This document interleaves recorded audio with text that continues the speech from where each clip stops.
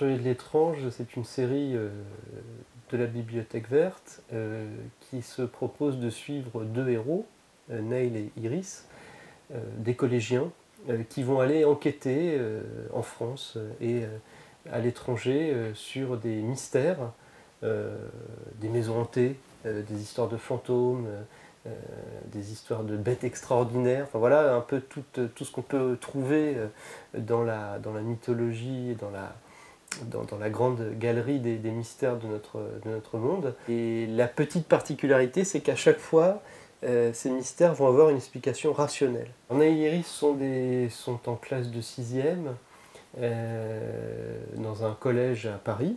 Ils se connaissent, ils s'apprécient.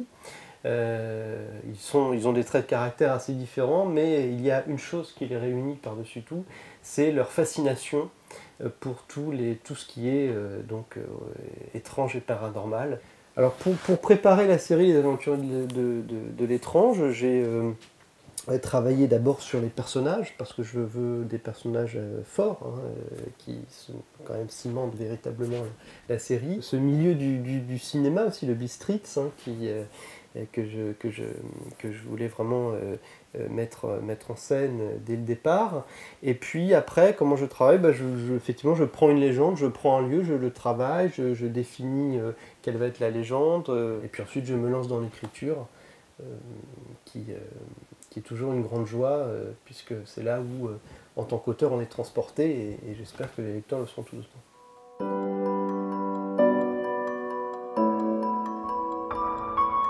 Alors je travaille avec, je vais les montrer, ce sont mes deux bibles pour la série.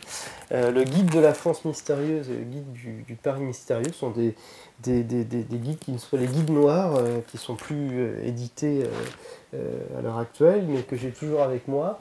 Et à l'intérieur, on trouve classé par région, par ville, un certain nombre de légendes.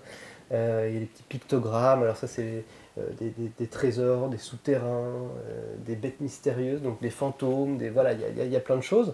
Et je me demande à chaque fois, voilà, quelle légende on va pouvoir prendre. Il faut que le lieu me plaise, il faut que je connaisse le lieu, et puis il faut ensuite que j'arrive à justement réinterpréter cette légende pour en faire un roman, et pour trouver à la fin une explication rationnelle. La légende de l'évêque de Saint-Aignan, donc à Orléans, la ville d'Orléans est assiégée par Attila et c'est une troupe absolument sanguinaire, donc il voulait détruire la ville d'Orléans, et lui monte en haut des remparts, jette une poignée de sable, et selon la légende, chaque grain de sable s'est transformé en frelon, et donc a attaqué les troupes venues assiéger la ville, qui donc ont fui, et donc la ville d'Orléans n'a pas été détruite par les troupes d'Attila.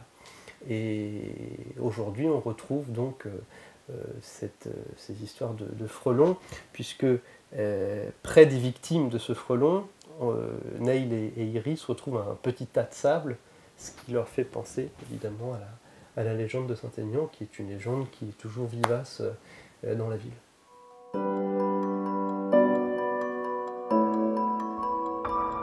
Il y a déjà, moi aussi, pourquoi je suis très heureux aujourd'hui de faire partie d'être un auteur bibliothèque verte, c'est que j'adorais, quand j'avais 8-10 ans, une série, dont deux exemplaires ici, qui est la série Alfred Hitchcock.